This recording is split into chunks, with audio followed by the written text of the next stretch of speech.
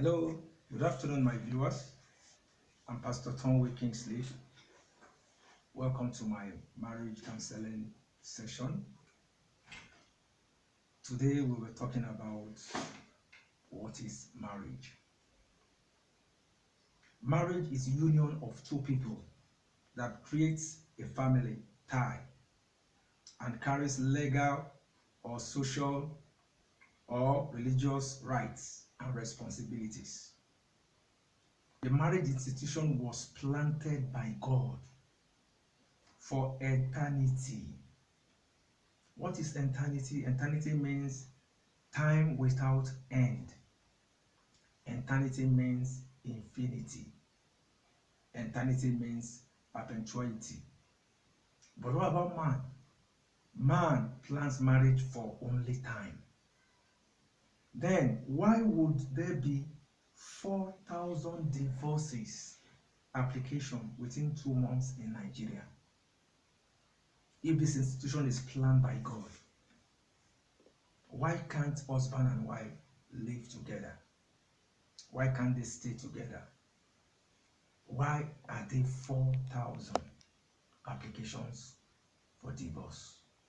Now we're in April. So if we had the month of March, that's 6,000 plus. Now, what is really happening? Now, God is a spirit, or we should say God is spiritual in the issues of marriage.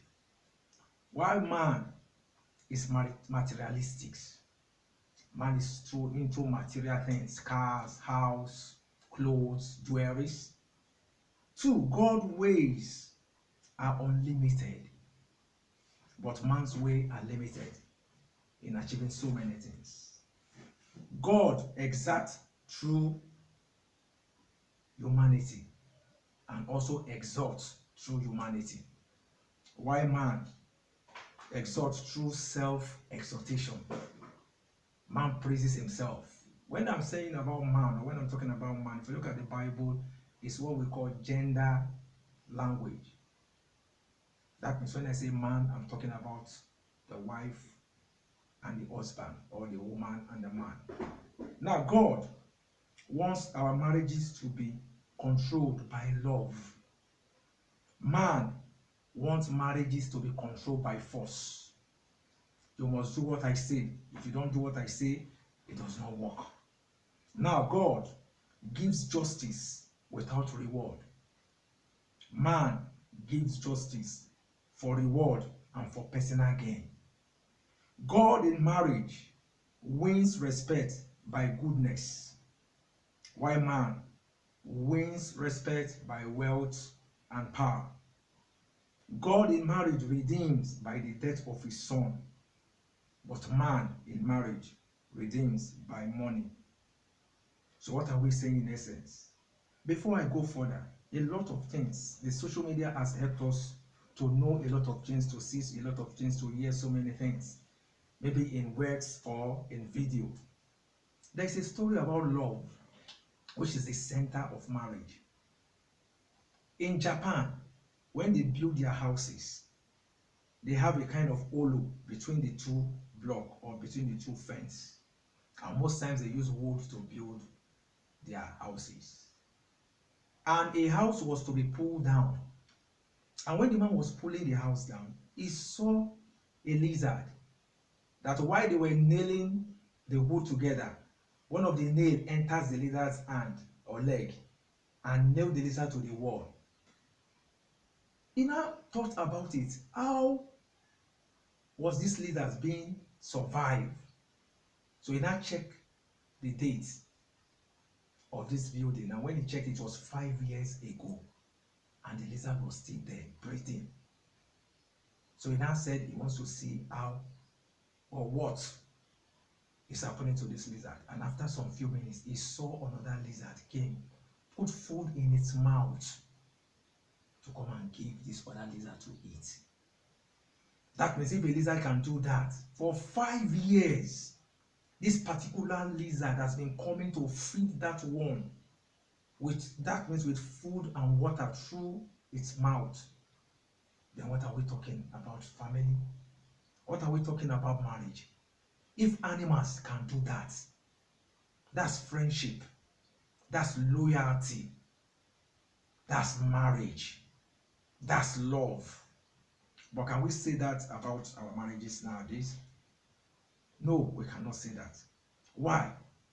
If you look at the book of the Bible, like I said, Genesis 2, verse 24. Genesis 2, verse 24 says something about marriage. And I'll read for emphasis sake.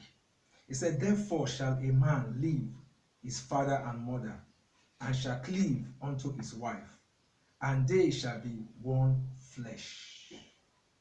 When the Bible says they shall be one flesh, it means they shall be one in everything, in anything. Now, most of it here, before I started this talk of mine, I asked God, where should I go to? How should I start letting humans to know that marriage is very important to God, because it's an institution that is created, that is planned, that is designed by God. And he showed me another place that if they are talking about man, that man must live. Bible always use gender. Now there's another place in the book of Genesis, in the book of Psalm 45, verse 10 and 11. Psalm 45, 10 and 11, and I read. It says, "Hearken, O daughter, and consider, and incline thy ear. Forget also thy own people and thy father's house." Forget also thy own people and thy father's house. So what is the challenge of marriage? Is that most times we don't forget. We don't want to leave. There are some marriages that the man cannot do anything except he goes home to ask. There are some marriages that the woman cannot do anything except he goes home to ask. You want to do it as your parents did it. You want to do it as your father did it. No. Every marriage that is contracted individually. Marriage institute is you and your husband in that institution. Two people cannot be in one institution. But what I want to say today, we cut across marriage of 1 year, marriages of 5 years, marriages of between 10 and 15 years, marriages of between 25 and 30 years, marriages between 40 and 50 years, and marriage between 50 and above. But when we get to the marriage between 50 and above, those are the people that are supposed to teach us the experiences they've learned in the institution of marriage. Now, he said, "Therefore shall a man leave his father and his mother, and shall cleave unto his wife, and they shall become one flesh." Let's take this thing one after the other. A man or a woman means maturity. That's why people say marriage is not for boys, marriage is not for girls, marriage is for man. It means maturity. The man is matured, the woman is matured. Number two, leave. That's from Genesis 2:24. We are taking it after that. Leave means transition. You leave a particular place to a particular place. You leave a particular country to another place. That's transition. Then father and mother means a model of a complete family. Leave father and mother. That means a model of a complete family. You must leave from one place to go and start your own family. Then cleave. Cleave means a new family. You start your own new family now. You and your wife. Then his wife means complement. You complement each other in everything. And shall become. Shall become means the process of learning, the process of friendship, the process of trust. Marriage is a place that you learn. Every institution that you attend in this world is for you to learn one or two things. That's why you have bachelor's degree, doctorate degree, then you have professors. It's a process of learning. Somebody says education is a process of learning. This day you stop learning, that's the day you start dying, if you don't know. Then lastly, he says one flesh. One flesh means deep intimacy between two people. They say no match to put asunder. Intimacy, you and your husband. You will see some marriages, wife have to travel from Lagos to Abuja to go and discuss with a friend what he or she should discuss with her husband. That's intimacy. You must be intimate with yourselves. Now, we take it categorically one after the other also. What is maturity? Maturity means the state of being mature or ready or ripe. You must be ripe for marriage. There are so many marriage that is contracted when people are not ready. So many people go into marriage because my friends are marrying, my sister has married, the younger one has married, I'm still there. No, you must be mature and ready or ripe. Number two, transition. Transition is a process of change from one form or state or style or place to another. Modeling means a person who serves as a subject for reference. People should reference your marriage. People should see your marriage. People should talk about your marriage. People should want to be like your marriage. Then complete. Complete means to finish, to make done, to reach the end. You must complete your marriage. And that's when death do us pass, as we normally say in the church services. The next one is family. Family means a group of people who are closely related to one another by blood or marriage. That's family. Then new, when you want to form a new family, it means recently made or created. You form a new family from the one you've seen before when you leave your father and mother. Complement. Complement means expression and exchange of respect or respect. You compliment each other, you respect each other, you love each other, you reverence each other, you hold on to each other. Then process. Process means a series of events which produce a result. Marriage has different levels of challenges, different levels. Every day brings out a new level. So what am I saying there? It's a process, it's a series of events which produce results. And lastly, learning. It's an act in which something is learned. You have to learn it. You have to learn marriage. You don't compare marriage. You learn from your husband. Some wives, I've heard about marriages that they broke up within 1 month. What about it? Because of toothpaste. While the man was growing up in their home, they pressed toothpaste from the center. And where the wife grew up from, in their home, they pressed toothpaste from the beginning.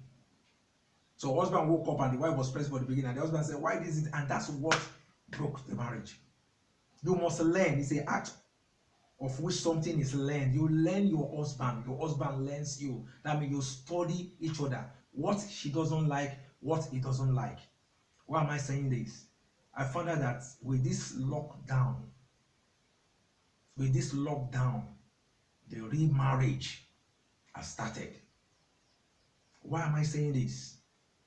Now, husband and wife that does not agree, that cannot stand each other, will not be in the house for 2 weeks. This is just the first leg of 1 week. And a lot of news is everywhere. What are we saying? Does God that instituted marriage made a mistake? Somebody said God that designed marriage wants to be in our marriages, wants to help us in our marriages. But what we don't know is that Satan is the challenge of every marriage. It's not your wife, it's not your husband. What am I saying to you? I cancelled husband and wife some time ago. Both of them came, and the wife narrated everything that her husband is doing that is negative.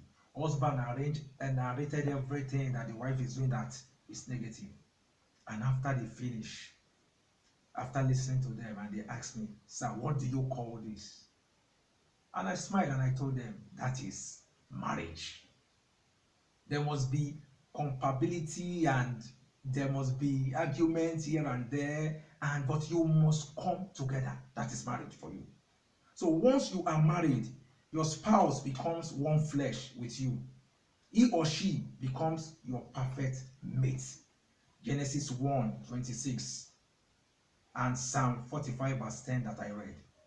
Satan's greatest threat on earth is the marriage couple who will dare to be one flesh all the rest of their life.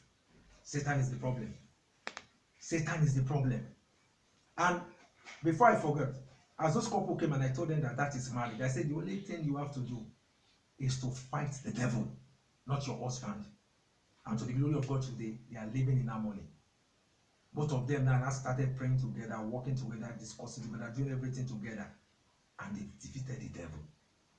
Number 3, Jesus said in Matthew 19:4, he said, let no man put asunder, meaning Satan and all his bunch of demons cannot stop your marriage, but you have to watch out for one person, and that person is man, you and your wife, family and friends, neighbors.